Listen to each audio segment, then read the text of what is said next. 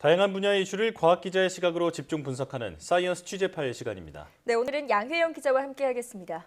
어서 오십시오. 안녕하세요. 네, 오늘은 어떤 소식 준비해 오셨나요? 네, 수도권을 중심으로 코로나19 4차 대유행이 시작이 되면서 지난달 말부터 정부는 크고 작은 방역 대책을 계속 쏟아내고 있습니다. 네. 지역별로 다른 감염 상황이 있으니까 이 핀셋 방역을 적절히 조치하고 있다 이런 평도 있지만 시시각각 달라지는 방역 수칙을 따라가기 너무 버겁다 이런 평도 있는데요. 그동안 방역 수칙이 어떻게 바뀌었는지 짚어보겠습니다. 네. 사실 뉴스를 전해드리는 저희도 헷갈릴 정도로 방역 수칙이 좀 자주 바뀌었는데 그래도 6월까지는 좀 기억할 만했던 것 같거든요. 네. 이게 언제부터 이렇게 된 건가요? 네, 시작은 6월 30일 정도다 이렇게 볼 수 있는데요. 네. 7월 1일부터 원래 정부가 몇 달 동안에 걸쳐서 수정해오던 새로운 사회적 거리 두기를 적용할 계획이었습니다. 정부는 당시 백신 접종률도 가파르게 오르고 있고 국민들의 피로도도 높다는 판단에 따라서 새 거리 두기를 적용해 방역 조치를 완화할 예정이었잖아요. 예. 하지만 6월 30일 0시 기준으로 신규 확진자가 당시 794명이었습니다. 하루 사이에 한 200명 가까이가 확진자가 늘어나면서 수도권 중심으로 한 확산세가 아주 급격해졌는데요. 네. 상황이 이렇게 되자 서울시장이 서울구청장들을 모아두고 거리두기 개편 일주일 유예에 대해서 합의를 했고요. 이 내용을 정부에 공식 건의했습니다. 네. 그리고 개편 8시간을 앞두고 방역 당국이 이런 서울시의 어떤 건의를 받아들여서 수도권에 한해서 새 거리두기 도입을 일주일 유예하기로 했습니다. 네. 당시 굉장히 긴급하게 결정됐던 기억이 있는데요. 네. 그 뒤로도 계속 크고 작게 방역 수칙 변경들이 있었죠. 네, 그렇습니다. 이 7월 첫째 주에만 4번의 방역 수칙이 변경이 됐으니까요. 네. 이틀에 한 번꼴로 바뀌었다 이렇게 볼 수 있는데요. 네.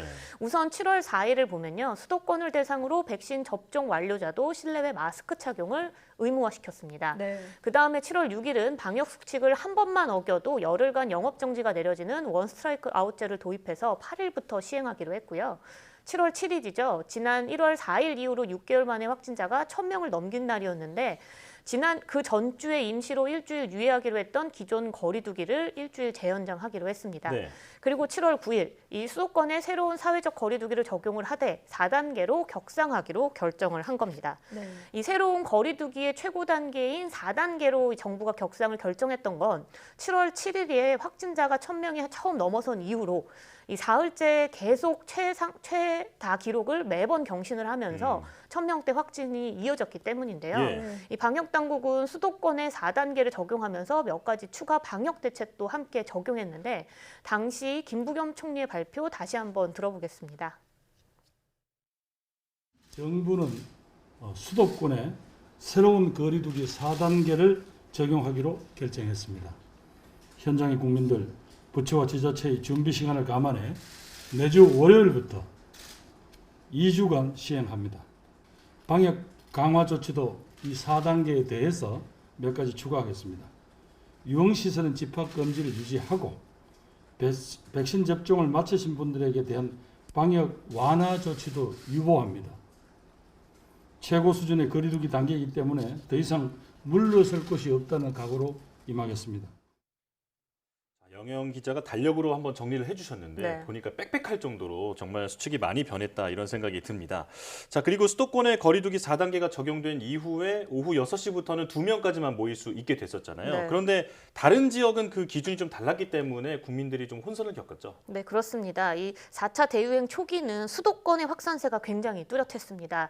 하지만 최근에는 풍선 효과로 비수도권에서도 확산이 점점 넓어지고 있는 상황이잖아요. 네. 그래서 정부는 7월 14일 세종과 전북, 경북 등 4개 지역을 제외한 전국 시도에 거리두기를 우선 2단계로 격상시켰습니다. 네. 이때 지역별로 다 다르기는 하지만 사적 모임 인원이나 영업시간 제한 등의 강화된 방역 조치가 추가 시행됐는데요.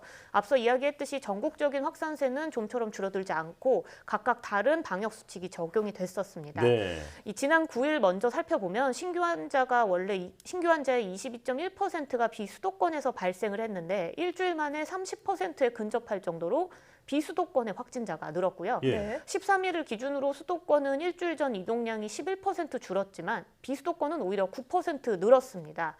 그만큼 이 비수도권의 확산이 넓어진 거잖아요. 그래서 예. 상황이 이렇게 되니까 정부는 7월 19일 비수도권에서도 5인 이상 사적 모임을 금지시켰습니다.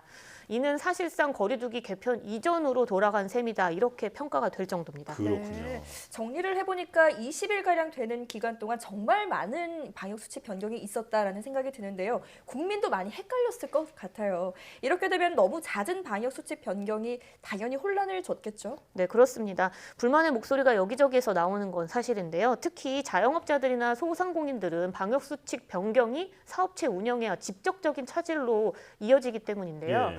백신 접종자가 사적 모임 제한에서 제외됐다가 또 다시 포함되고 또 직계가족 모임이 가능했다가 또 금지되고 이러면서 곳곳에서 논쟁이 벌어지고 있다고 합니다. 네. 이 전문가들은 방역수칙의 잦은 수정은 불가피했다 이렇게 평가를 하고 있습니다. 왜냐하면 7월 들어서 확진자 수가 너무 빠르게 증가를 했고 또 수도권에서 비수도권으로 확산세가 번지고 있는 만큼 어쩔 수 없었다 이렇게 평가하는데요. 하지만 4차 대유행 초기 일관된 메시지를 전달하지 않았다는 것은 좀 아쉬움으로 남는다 이런 지적이 있었습니다. 예. 전문가의 말 직접 들어보겠습니다. 일단 방역당국 입장에서는 상황에 맞게 변경을 하는 것은 맞죠. 근데 지나치게 잦은 방역수칙은 일단 국민들에게 혼란을 야기할 가능성이 상당히 높고요. 지금의 확산의 주요 원인이 델타 변이 확산이고 그리고 위험도가 예견돼 있었던 만큼 선제적인 대응을 하는 게 더 맞지 않을까 생각은 하고 있는데 일단 뭐 확산을 따라가는 대응을 그런 양상을 보인다라는 부분은 비판을 피할 수는 없다 이렇게는 보고 있습니다. 예, 자영업자들에게는 그 방역 수칙 변경이 생계에 직결되는 문제잖아요. 네, 최소한의 예측 가능성이라도 줄 수 있게 운영 의무를 잘 살려야겠습니다. 자, 양회영 기자와 함께했습니다. 고맙습니다.